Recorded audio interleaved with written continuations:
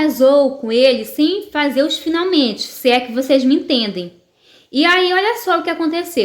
E eu que casei com um homem sem fazer o test drive dos atos carnais, e quando chegou na lua de mel eu tive assim uma surpresa horrível.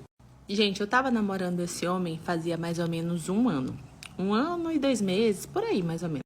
Ambos eram da igreja, convertidos ali muito da glória do nosso Senhor Jesus Cristo, assembleianos. Vocês sabem, né? Quem é devoto assim não faz nada antes do casamento. É até por isso também que a gente apressou ali a questão do casamento, tudo mais. E com 1 ano e 2 meses, mais ou menos, a gente resolveu se casar. Na verdade, ele me pediu em casamento. A gente tinha 9 meses de namoro e quando completou 1 ano e 2 meses, nos casamos. Ele, pra mim, era assim um príncipe encantado, sabe? Aquele homem que você olha e fala, é o desejo de toda mulher? Então, pra mim, ele era esse tipo de homem. Cavalheiro, companheiro, compreensivo, me ouvia, era muito romântico, me dava presentes assim maravilhosos.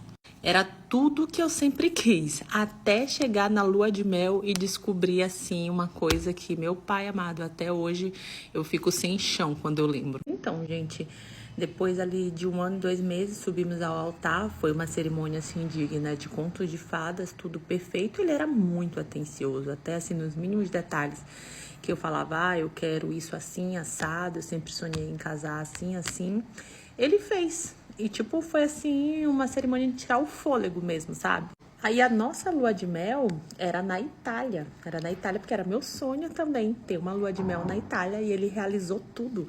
Então, ali nos primeiros momentos de casados, nós só descansamos porque no dia seguinte íamos viajar. Tivemos ali uma viagem de primeira classe, muito luxo, assim, eu tava assim no conto de fadas, flutuando.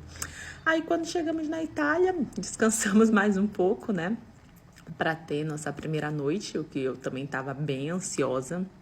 Eu preparei uma lingerie, uma camisola, tudo ali muito temático, muito estilo princesinha, porque também eu queria dar o meu melhor para ele, eu só não sabia que eu ia receber o pior dele. Então, gente, quando chegou o momento, né, eu tava lá, toda princesa, preparei uma lingerie, sabe, uma camisolinha de renda branquinha, para entregar toda a minha pureza e todo o meu amor para aquela criatura. É criatura mesmo, viu, gente? Porque eu vou contar que o babado foi forte.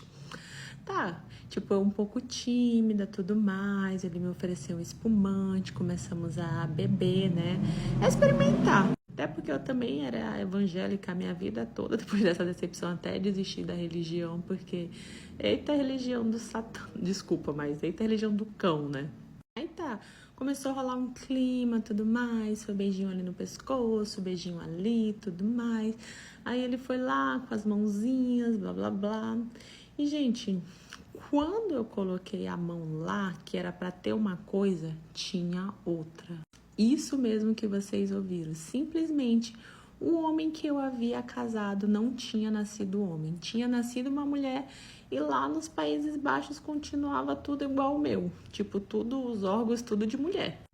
Eu comecei a surtar. Eu me senti completamente enganada, humilhada, né? Porque, olha só, de contos de fadas foi para filme de terror, assim, questão de segundos. Eu comecei a fazer um escândalo ali mesmo, no hotel, que eu fui enganada. Comecei a ligar para minha família, contando tudo assim, desesperada. E ele barra ela lá, né, falando que não era para eu fazer isso, que ele me amava, ele barra ela me amava e que tinha feito tudo aquilo por amor. Mas assim, se fosse amor, ele teria me contado desde o início, olha, eu sou um homem trans, você me aceita dessa forma? Não, simplesmente eu fui. Então, gente, eu simplesmente surtei no hotel, minha família ficou chocada também, porque eu saí ligando para todo mundo, falando que, na verdade, o homem que eu havia casado era um homem trans, que lá nos Países Baixos ainda tinha genitais de mulheres, e que eu fui enganada, tudo mais. E naquele momento mesmo, ele suplicando, chorando, pedindo para eu não fazer isso, eu simplesmente não tinha nem desarrumado as malas. Peguei minhas malas e peguei o primeiro táxi e fui pro aeroporto. Comprei um voo imediatamente de volta para o Brasil. Chegando no Brasil, minha família já estava me aguardando no aeroporto, todo mundo muito chocado, né? Eu me senti extremamente humilhada, enganada, porque eu não vejo problema de ser um homem trans, mas só que não é algo que eu queria para minha vida. Então, ele infringiu o meu direito, né, de escolha, pensando só no rabo dele. Chegando lá, eu fui imediatamente, né, contatar meus advogados da minha família, para cancelar o casamento, e eu tive o casamento cancelado, porque, né, não teve consumação, não teve nada, e eu fui enganada, e pelo contexto todo, foi viável, né, cancelar o casamento, como nunca tivesse existido. Essa história faz mais ou menos aí 3 anos, e eu sou totalmente traumatizada. Nesse meio tempo eu não consegui me relacionar com outras pessoas porque eu fiquei com trauma. Caraca, gente, que situação. É que ela falou, nenhum problema com mulher trans, né? Mas que ela tivesse o direito de escolha para poder escolher se ela queria realmente aquilo ou não. Mas ele mentiu sobre a sexualidade dele, né?